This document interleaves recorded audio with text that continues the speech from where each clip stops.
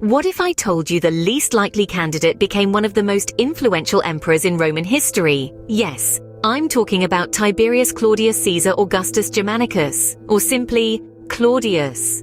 Born on the first day of August in 10 BCE, Claudius was the most unlikely of emperors. His early life was marked by physical disabilities, including a limp and a slight deafness, which made his public appearances less than imperial. These physical hindrances led to him being overlooked and excluded from public office. An unlikely candidate for power indeed. But Claudius was not just his disabilities. He had an insatiable curiosity and a love for knowledge that set him apart from his contemporaries.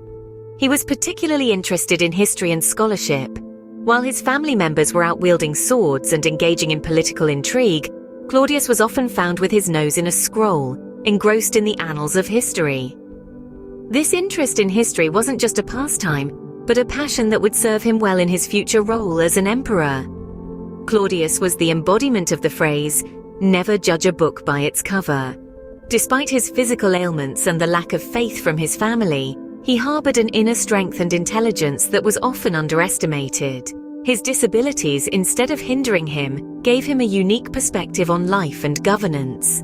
He was not the warrior emperor that Rome was used to, but a scholar emperor who ruled with his intellect rather than his physical prowess. The young Claudius was often dismissed as weak and incapable, but beneath the surface there was a man of great intellect and strength of character. He was a man who, despite the odds, was about to step into the limelight and change the course of Roman history. Initially dismissed and underestimated, Claudius was about to embark on a journey that would change the course of Roman history. But how does an underdog rise to become an emperor? Let's delve into the fascinating journey of Claudius's rise to power. In the year 41, Claudius found himself in the midst of a chaotic scene. His nephew Caligula, known for his erratic and cruel reign, had just been assassinated. In a palace now teeming with fear and uncertainty, Claudius was found trembling behind a set of curtains by the Praetorian Guard. In a twist of fate, they declared this unlikely figure as the new emperor, a move motivated by their desire for a ruler they could control. However, Claudius was no puppet. He quickly gained popularity among the Roman people, a stark contrast to his predecessor. His stutter and limp, once seen as weaknesses, were now viewed as signs of his humility and approachability. Claudius was a breath of fresh air, a leader who was relatable, and who, despite his physical ailments, was mentally astute and capable. Claudius took decisive steps to consolidate his power. He secured the loyalty of the army with generous donations, a move that not only ensured their allegiance but also their protection against any potential threats to his reign.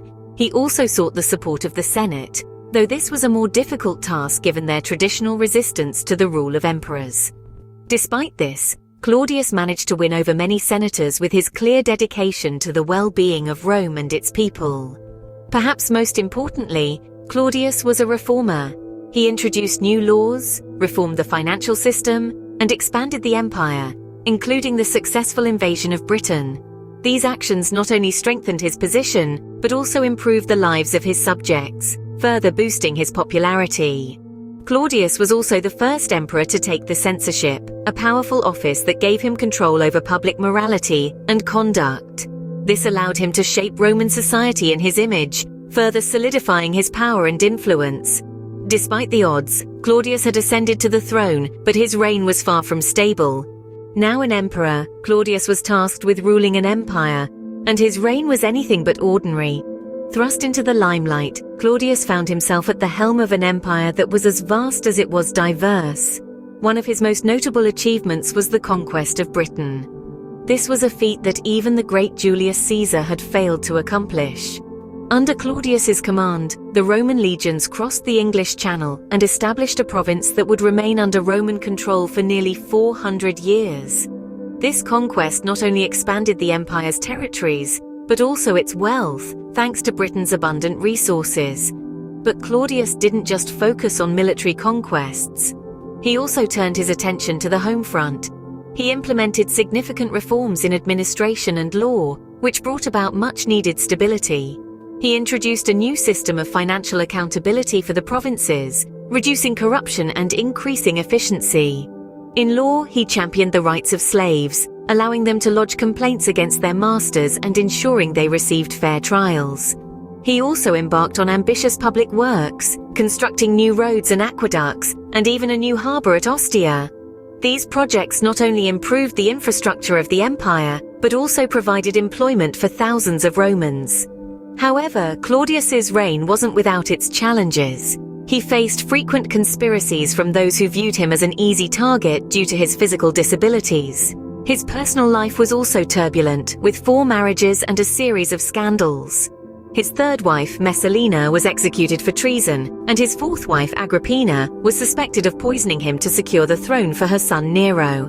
Claudius's reign was a mix of successes and challenges, but his influence on the Roman Empire was undeniable. Despite the struggles he faced, Claudius left a lasting legacy, shaping the empire in ways that would resonate for centuries to come. His story is a testament to the power of resilience and determination, proving that even the most unlikely of emperors can leave their mark on history. All reigns must end, and Claudius's was no exception. But what led to his downfall, and how is he remembered today? In the year 54, Claudius's life came to an abrupt end. The cause? Likely poisoning, an unfortunate yet common way to meet one's end in the treacherous world of Roman politics. The chief suspect was his wife Agrippina, who had her sights set on the throne for her son Nero. With Claudius out of the picture, Nero ascended to the throne, marking the end of Claudius's reign and the beginning of a new era. But a leader's legacy is not defined by their end, but by their actions, their achievements, and the mark they leave on the annals of history. So how does Claudius fare in this regard? In ancient sources, Claudius is often portrayed as weak and easily manipulated, a puppet in the hands of his wives and freemen. However, this view may not entirely do justice to his rule. Despite his perceived weaknesses, Claudius proved to be an effective administrator. He initiated a series of public works projects, improved the judicial system, and expanded the Roman Empire by annexing Britain. In the modern era, Claudius's reputation has undergone something of a rehabilitation.